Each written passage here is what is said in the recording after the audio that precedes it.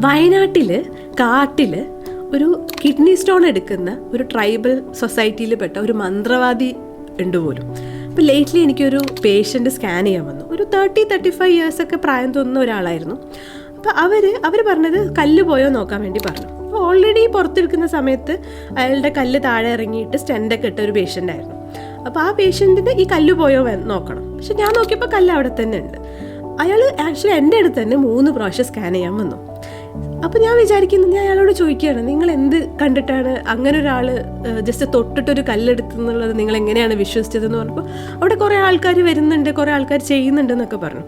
അപ്പോൾ നമുക്ക് ആളുകളുടെ ഈ ഒരു ഇങ്ങനെ ഒരിക്കലും വിശ്വസിക്കാൻ പറ്റാത്ത കാര്യങ്ങൾ ഒന്ന് ട്രൈ ചെയ്ത് നോക്കാം എന്നുള്ളൊരു ആറ്റിറ്റ്യൂഡ് ഉണ്ടല്ലോ, അത് ശരിക്കും എന്താണ് പ്രൂവ് ചെയ്യുന്നത്?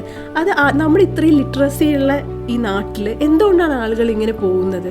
സ്റ്റിൽ പലപ്പോഴും സംഭവിക്കുന്നത് എന്താണെന്ന് വെച്ചാൽ, ഇങ്ങനെയൊക്കെ പാർഷ്യലി ട്രീറ്റഡ് ആയ ആൾക്കാരുണ്ടാവും, മരുന്ന് കഴിക്കുന്ന ആൾക്കാർ, സ്റ്റെൻഡ് ഇട്ട ആൾക്കാർ, അല്ലെങ്കിൽ ചെറിയ കല്ലുകൾ ഓട്ടോമാറ്റിക്കലി പോകുന്നതുണ്ടാവും. അപ്പോൾ പാരലൽ ഇങ്ങനെ ഒരു കാര്യം കൂടി ചെയ്യുമ്പോൾ ചിലപ്പോൾ വിൻ ടു വിൻ ആയിരിക്കും. ചിലപ്പോൾ ആൾക്കാർക്ക് ആ കല്ല് കുറച്ച് കഴിഞ്ഞപ്പോൾ കാണാതായി, അപ്പോൾ അയാൾ എടുത്തതാണെന്ന് തെറ്റിദ്ധരിക്കാം, അങ്ങനെയൊക്കെ സംഭവിക്കും. അങ്ങനെ അശാസ്ത്രീയമായ രീതിയിലുള്ള ട്രീറ്റ്മെൻറ്റ് മൊഡാലിറ്റിയിലോട്ട് പോകുന്നത്, ഇതിപ്പോൾ നമുക്ക് രസകരമായിട്ടൊരു കഥ പോലെ പറയാം. പക്ഷെ പലപ്പോഴും പല ആളുകൾക്കും കിഡ്നിയും ലിവറും ഡാമേജ് ആവുന്നതും ഈവൻ ഡെത്തിൽ വരെ എത്തുന്ന എത്രയോ ഇൻസിഡൻസ് നമ്മൾ തന്നെ കണ്ടിട്ടുണ്ട്. ലിറ്ററസി റേറ്റിനെ പറ്റി പറഞ്ഞപ്പോഴാണ് വേറൊരു മെറ്റേണൽ മോർട്ടാലിറ്റി റേറ്റ്. കേരളത്തെ സംബന്ധിച്ച് നമ്മൾ ഇന്ത്യയിൽ തന്നെ ഏറ്റവും കുറവ് മെറ്റേണൽ മോർട്ടാലിറ്റി റേറ്റ് ഉള്ള നാടാണ് നമ്മുടേത്. 100,000 അമ്മമാർ പ്രസവിക്കുന്നതിൽ 19 പേരാണ് നമ്മുടെ കേരളത്തിൽ മരണപ്പെടുന്നത്. അത് ഇന്ത്യയെ സംബന്ധിച്ച് നോക്കുകയാണെങ്കിൽ 97 പേര് 100,000 മരണപ്പെടുന്നുണ്ട്. അതായത് ഇത്രയും പ്രസവങ്ങൾ നടക്കുന്നതിൽ ഇത്ര 19 ആളുകൾ മരിക്കുന്നു എന്നുള്ളതാണ് നമ്മളെ കേരളത്തിലുള്ള കണക്ക്. ഇപ്പോൾ റീസെൻ്റ്ലി ഇപ്പോൾ ഒരു കേസ് കേട്ടായിരുന്നില്ല, വീട്ടിൽ ഒരു പ്രസവം നടന്നൊരു സ്ത്രീ 5ാമത്തെ പ്രസവത്തിൽ നല്ല ബ്ലീഡിങ് ആയി മരണപ്പെട്ട ഒരു സംഭവം. ആ കേസിലൊക്കെ നമ്മൾ ടൈംലി നമ്മൾ അതിന് ട്രീറ്റ്മെൻറ്റ് കൊടുക്കുകയാണെങ്കിൽ ഈ തരത്തിലുള്ള മരണങ്ങളൊക്കെ ഒഴിവാക്കാൻ പറ്റാവുന്നതേ ഉള്ളൂ. യൂഷ്വലി പ്രഗ്നൻസി എന്ന് പറയുന്നതിൽ നമ്മൾ ആ ഒരു പ്രഗ്നൻ്റ് ആവുന്ന സമയം മുതൽ ആൻറ്റിനേറ്റൽ കെയർ അല്ലേ, നമുക്ക് അമ്മയുടെ പോഷകാഹാരം, അതുപോലെ അമ്മയുടെ അനീമിയ, അതായത് രക്തക്കുറവ് എന്തെങ്കിലുമൊക്കെ ഉണ്ടെങ്കിൽ അതൊക്കെ പരിഹരിച്ചുകൊണ്ട് മുന്നോട്ട് പോയി ആ ഒരു സമയമാകുമ്പം നമ്മൾ കൃത്യമായിട്ടുള്ള ഹോസ്പിറ്റലിൽ ഡെലിവറി നടത്തുകയാണെങ്കിൽ ഒരുപാട് ഇങ്ങനത്തെ കോംപ്ലിക്കേഷനിൽ നിന്ന് തടയാം. ഇതിലെന്താണെന്ന് വെച്ചാൽ, പ്രസവത്തിലും പ്രസവാനന്തര ശുശ്രൂഷണത്തിലും മരണം സംഭവിക്കാം, പക്ഷെ പ്രിവെൻറ്റീവായിട്ടുള്ള മരണങ്ങൾ സംഭവിക്കുന്നതാണ് ഇന്നത്തെ ഏറ്റവും വലിയ പ്രശ്നം എന്ന് പറയുന്നത്. അതായത് ട്രീറ്റ്മെൻറ്റ് പ്രോപ്പർലി കൊടുക്കാൻ പറ്റാത്ത സാഹചര്യങ്ങൾ ആളുകൾ ഉണ്ടാക്കുന്നത്, സോഷ്യൽ മീഡിയ ഇൻഫ്ലുവൻസ് ചെയ്യുന്നത്. അതായത് ചില ആളുകൾ വളരെ പ്രജുഡിസ് ആയിട്ട്, ഞാൻ ഇങ്ങനെ ഇത്രയൊക്കെ പ്രസവിച്ചല്ലോ, ഇനി ബാക്കിയും കൂടി അങ്ങനെ പ്രസവിക്കാം എന്ന് പറയുന്ന ആറ്റിറ്റ്യൂഡിൽ വരുന്നത്. പലപ്പോഴും 5ാമത്തെ പ്രസവം എന്ന് പറയുമ്പോൾ ഈ പറഞ്ഞ പോലെ അനീമിയ ഉണ്ടാവാം, അറ്റോണിക് PPH കൂടുതലാണ്. അറ്റോണിക് PPH എന്ന് പറയുമ്പോൾ ഗർഭപാത്രം ചുരുങ്ങാത്തത് കൊണ്ട് ബ്ലീഡിങ് ഉണ്ടാവുന്ന. യൂഷ്വലി നമുക്ക് ഈ അറ്റോണിക് PPH ഒക്കെ ഹോസ്പിറ്റലിലാണെങ്കിൽ അതിനുള്ള ഇഞ്ചക്ഷൻസ് ഉണ്ട്, ഗർഭപാത്രം ചുരുങ്ങാനുള്ള ട്രാൻസ്ഫ്യൂസ് ചെയ്യാൻ പറ്റും. പലപ്പോഴും ഒരു റൂമിൽ നിന്ന് മറ്റു റൂമിലോട്ട് പോലും ഷിഫ്റ്റ് ചെയ്യാൻ സമയം എടുക്കാതെ നമ്മൾ ബ്ലഡ് ട്രാൻസ്ഫ്യൂസ് ചെയ്യാറുണ്ട്. അതിലും നിൽക്കുന്നില്ലെങ്കിൽ നമ്മൾ ആ അവയവം മാറ്റേണ്ട രീതിയിലേക്ക് ഹിസ്റ്ററക്ടമി ചെയ്യാം. അതേപോലെ അതിന് യൂട്രസിലോട്ട് രക്തം കൊടുക്കുന്ന ഇലിയാക് വെസൽസ് ഉണ്ട്, അതിനെ ലൈഗേറ്റ് ചെയ്യാൻ പറ്റും, അതിനെ നമ്മൾ കെട്ടി ആ ബ്ലഡ് ബ്ലീഡിങ് നിർത്താൻ പറ്റും. അങ്ങനെ സർജിക്കലി കുറേ മാനേജ്മെൻറ്റ്സ് ഉണ്ട്. അതൊന്നും വീട്ടിലിരുന്ന് പെട്ടെന്ന് ബ്ലീഡിങ് വരുന്ന ഒരാൾക്ക് പ്രൊവൈഡ് ചെയ്യാൻ ആർക്കും സാധിക്കുന്നതല്ല. അവിടെ മരണം വളരെ ദാരുണമായി ഉണ്ടാവുന്നു. ഞാൻ വർക്ക് ചെയ്യുന്ന ഹോസ്പിറ്റലിൽ 400-ലധികം പ്രസവങ്ങൾ ഒരു മാസം നടക്കുന്നുണ്ട്. അപ്പം ചില കേസുകൾ കോംപ്ലിക്കേറ്റഡ് ആവുമ്പം ക്രിട്ടിക്കൽ കെയർ ഡിപ്പാർട്ട്മെൻറ്റിലേക്ക് ട്രാൻസ്ഫർ ചെയ്യാറുണ്ട്. അപ്പോൾ കോംപ്ലിക്കേഷൻ പല രീതിയിലാണ് പ്രസവാനന്തരം ഉണ്ടാകുന്നത്. പ്രസവത്തിന് ശേഷവും മുന്നേ ഒക്കെ ഈ കോംപ്ലിക്കേഷൻസ് ഉണ്ടാവാം.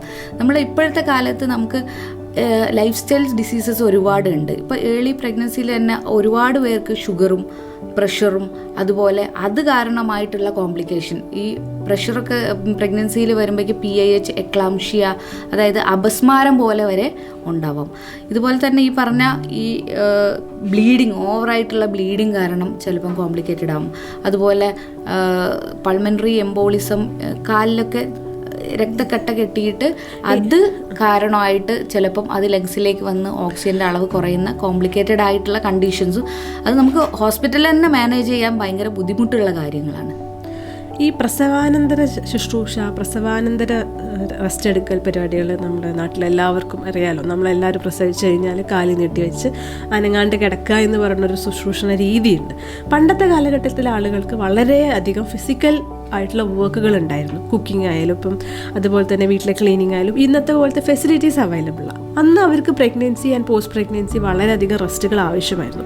അന്നത്തെ ഒരു സ്ട്രോങ് ആയിട്ടുള്ള റൂളാക്കി മാറ്റിയില്ലെങ്കിൽ അന്നത്തെ ആളുകൾ അതിനെ ഇമ്പോർട്ടൻസ് കൊടുക്കില്ലായിരുന്നു. അതുകൊണ്ടാണ് സ്ട്രിക്റ്റായിട്ട് പോസ്റ്റ്മോർട്ടം റെസ്റ്റ് എന്ന് പറയുന്ന ഒരു കോൺസെപ്റ്റ് ഉണ്ടായിട്ടുള്ളത്. പക്ഷേ ഇന്നത്തെ അധികം മൂവ് ചെയ്യാത്ത, അധികം ഫിസിക്കലി ആക്റ്റീവ് അല്ലാത്ത ഇന്നത്തെ സൊസൈറ്റിയിലെ വുമൺ ഇതുപോലെ കാല് നീട്ടി വെച്ച് അനങ്ങാതെ റെസ്റ്റ് എടുക്കുന്ന സമയത്ത് പലപ്പോഴും നമ്മുടെ കാലിലെ രക്തക്കുഴലിൽ രക്തം കട്ട പിടിച്ചിട്ട് ആളുകൾക്ക് കാലിലോട്ടുള്ള രക്തശേഷി ഇല്ലാതായിട്ട് DVT എന്ന് പറഞ്ഞ കണ്ടീഷനായിട്ട് ഒരുപാട് പേഷ്യൻറ്റ് സ്കാൻ ചെയ്തിട്ടുണ്ട്.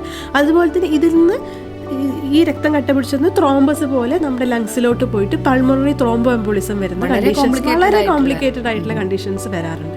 അപ്പോൾ ഏത് തരത്തിലുള്ള റെസ്റ്റുകളാണ്, റെസ്റ്റ് വേണ്ടെന്ന് ഒരിക്കലും പറയുന്നില്ല, പക്ഷേ കംപ്ലീറ്റ് റെസ്റ്റ് എന്ന് ഒരിക്കലും ഒരു പോസ്റ്റ്മോർട്ടം സ്റ്റാറ്റസിന് നമ്മൾ മുദ്ര കുത്തരുത്. അതിൻ്റെ അവയർനെസ് വളരെയധികം മുന്നോട്ട് പോകേണ്ടതാണ്. സ്ത്രീകളിൽ പൊതുവെ ഇപ്പോൾ നമ്മൾ നോക്കുകയാണെങ്കിൽ ഒരുപാട് പേർക്ക് കയ്യിൽ തരിപ്പായിട്ടും കാലിലും പൂറ്റിയിൽ വേദന, അതുപോലെ മുട്ടിന് വേദന, ക്ഷീണം, ഇതൊക്കെ കൂടുതൽ ആളുകൾക്കും ഇപ്പം വൈറ്റമിൻ D ഡെഫിഷ്യൻസിയും അതുപോലെ തന്നെ കാൽഷ്യം ഡെഫിഷ്യൻസിയും ഒക്കെ കണ്ടുവരുന്നുണ്ട്.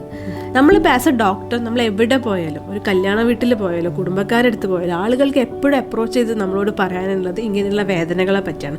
പലപ്പോഴും ഇതിൻ്റെ മെയിൻ കാരണം എന്ന് പറയുന്നത് പ്രോപ്പർലി ഉള്ള നമ്മുടെ ലൈഫ് സ്റ്റൈൽ, അതായത് പ്രോപ്പർലി ഉള്ള ഡയറ്റ് ഇല്ലാത്തതുകൊണ്ട്, സൺ എക്സ്പോഷർ ഇല്ലാത്തതുകൊണ്ടുള്ള ഈ കാൽഷ്യം വൈറ്റമിൻ D ഡെഫിഷ്യൻസിയാണ് പലപ്പോഴും. ഇപ്പോൾ പ്രഗ്നൻ്റ് ആകുമ്പോൾ തന്നെ നമ്മളോട് കാൽഷ്യം എടുക്കാൻ പറയും, പക്ഷേ ഡോക്ടേഴ്സ് ആയിട്ട് പോലും നമുക്ക് പോലും ചിലപ്പോൾ മടിയായിരിക്കും. കാരണം വളരെ വലുപ്പമുള്ള ഗുളികയാണ്, കുറച്ച് ഇറക്കാൻ കുറച്ച് ബുദ്ധിമുട്ടാണ്. അതുപോലെ തന്നെ ബ്രസ്റ്റ് ഫീഡ് ചെയ്യുന്ന സമയത്തും ഈ കാൽഷ്യത്തിൻ്റെ ഗുളിക നമ്മൾ കഴിക്കണം. അങ്ങനെ ആകുമ്പോഴത്തേക്കേ നമുക്കത് ഡെഫിഷ്യൻസി ആയിട്ട് പിന്നീട് വരാതിരിക്കുള്ളൂ. ഇതൊക്കെ നമ്മുടെ ബോണിനും ടീത്തിനും ഒക്കെ ഇമ്പോർട്ടൻ്റ് ആയിട്ടുള്ള കാര്യമാണ്. ചിലപ്പോൾ പോസ്റ്റ്മോർട്ടം സ്റ്റേറ്റിൽ, അതായത് നമ്മൾ പ്രഗ്നൻസി അല്ലെങ്കിൽ ബ്രസ്റ്റ് ഫീഡിങ് ടൈമിൽ പലപ്പോഴും ആളുകൾക്ക് ഡെൻ്റൽ കാരീസ്, അതായത് പല്ലിൽ അണുബാധ അല്ലെങ്കിൽ ക്യാവിറ്റീസ് പലപ്പോഴും വരാറുണ്ട്. അതിന് പ്രധാനപ്പെട്ട കാരണം ഇങ്ങനെയുള്ള കാൽഷ്യം ഡെഫിഷ്യൻസിയാണ്.